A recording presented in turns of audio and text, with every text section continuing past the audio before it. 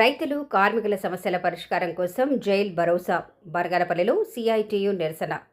బనగానపల్లి పట్టణంలో రైతులు, వ్యవసాయ కూలీలు, కార్మికుల సమస్యలు పరిష్కరించాలని డిమాండ్ చేస్తూ సిఐటియు మరియు కార్మిక సంఘాల ఆధ్వర్యంలో జైల్ భరోసా కార్యక్రమం నిర్వహించారు. క్విట్ ఇండియా ఉద్యమం జరిగిన రోజును పురస్కరించుకొని నిర్వహించిన ఈ కార్యక్రమంలో రైతులకు పంటలకు గిట్టుబాటు ధర కల్పించాలని, వ్యవసాయ కూలీలకు ఉపాధి హామీ పథకాన్ని బలోపేతం చేయాలని, కార్మికులు మరియు స్కీమ్ వర్కర్లకు కనీస వేతనాలు అమలు చేయాలని నాయకులు డిమాండ్ చేశారు. అలాగే కార్మిక చట్టాలు, రైతులు, వ్యవసాయ కూలీల సమస్యలపై కేంద్ర ప్రభుత్వ విధానాలను నాయకులు విమర్శించారు.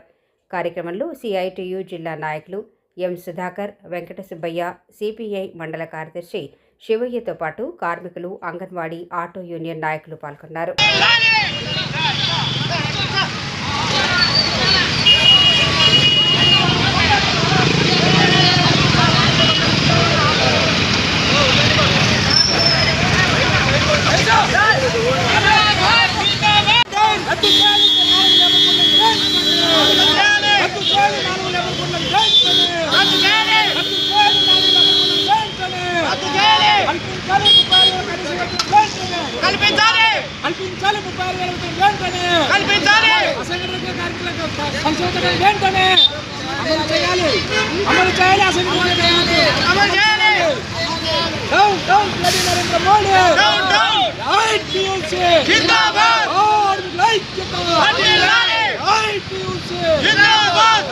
క్విట్ ఇండియా ఉద్యమం స్ఫూర్తితో ఈరోజు కార్మిక సంఘాల ఆధ్వర్యంలో బంద్కు జైలు భరోసా కార్యక్రమాన్ని పిలిపించింది.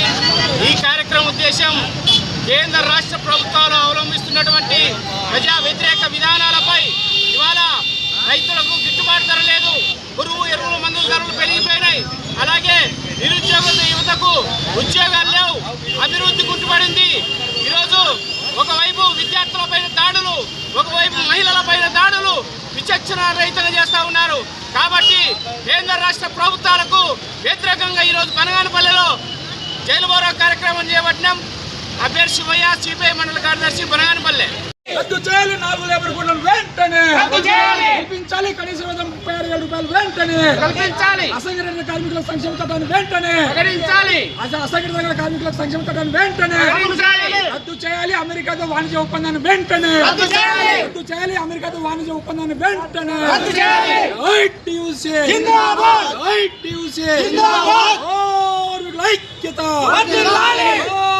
ఐక్యత పురుగు ఎరువుల మందు ధరలను తగ్గించాలి. పురుగు ఎరువుల మందు ధరలను కల్పించాలి. రైతన్నకు గిట్టుబాటు ధరను కల్పించాలి. రైతన్నకు గిట్టుబాటు ధరను కల్పించాలి. రైతన్న గిట్టుబాటు ధరను ప్రకటించాలి. బనగానపల్లి మండలాన్ని కరువు మండలంగా ప్రకటించాలి. బనగానపల్లి మండలాన్ని కరువు మండలంగా ఆదుకోవాలి. రైతన్నను ఆదుకోవాలి. రైతన్నను నశించాలి. నరేంద్ర మోడీ ప్రభుత్వ నిర్లక్ష్య వైఖరి నశించాలి. కేంద్ర ప్రభుత్వ నిర్లక్ష్య వైఖరి.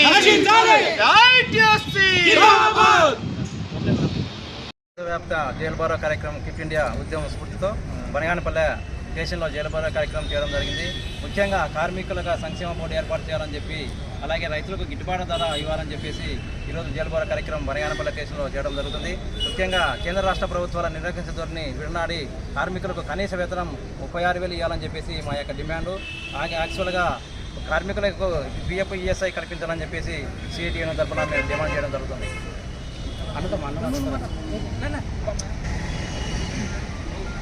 ఈరోజు దేశవ్యాప్తంగా క్విట్ ఇండియా ఉద్యమం జరిగిన రోజున మొత్తం దేశవ్యాప్తంగా కార్మిక సంఘాలు, రైతు సంఘాలు, అదేవిధంగా వ్యవసాయ కార్మిక సంఘాల ఆధ్వర్యంలో ఈరోజు జైలు భరోసా కార్యక్రమానికి పిలుపు ఇవ్వడం జరిగింది.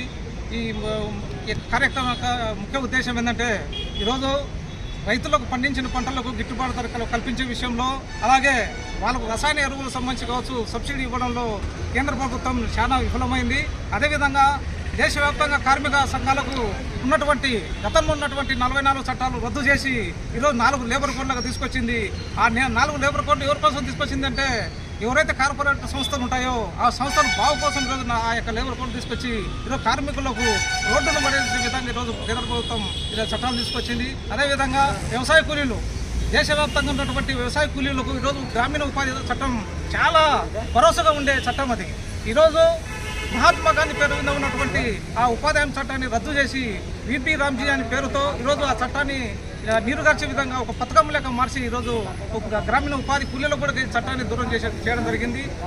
ఈ విషయంలో కూడా బడ్జెట్ కేటాయించడం విషయంలో కేంద్ర ప్రభుత్వం గతంలో 90% నిధులు కేటాయించేది ఉపాధి హామీ చట్టానికి.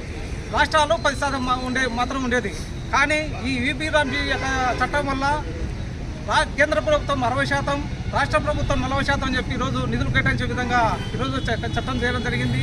దీనివల్ల వెనుకబడిన రాష్ట్రాలు అలా అంటే ముందుగా మనం చూసుకుంటే మన ఆంధ్రప్రదేశ్ చాలా ఇప్పుడే రెవెన్యూ లోటులో ఉండి రాష్ట్ర విభజన తర్వాత చాలా నష్టపోయినాం. ఇలాంటి తరుణంలో ఆ యొక్క ఉపాధి హామీ చట్టానికి ఏ విధంగా నిధులు కేటాయిస్తామని చెప్పి ఈరోజు మనం ఈ కార్మిక సంఘాలుగా మేము కేంద్ర ప్రభుత్వానికి తీవ్రంగా వాళ్ళు తీసుకొచ్చే చట్టాలకు వాళ్ళు చేసే పనులకు మేము తీవ్రంగా ఖండిస్తున్నాం. కాబట్టే దేశవ్యాప్తంగా ఈరోజు కార్మిక సంఘాల ఆధ్వర్యంలో జైలు బోరో కార్యక్రమానికి పిలుపునివ్వడం జరిగింది. అందులో భాగంగా బనగానపల్లెలో ఈ కార్యక్రమం జరుగుతుంది.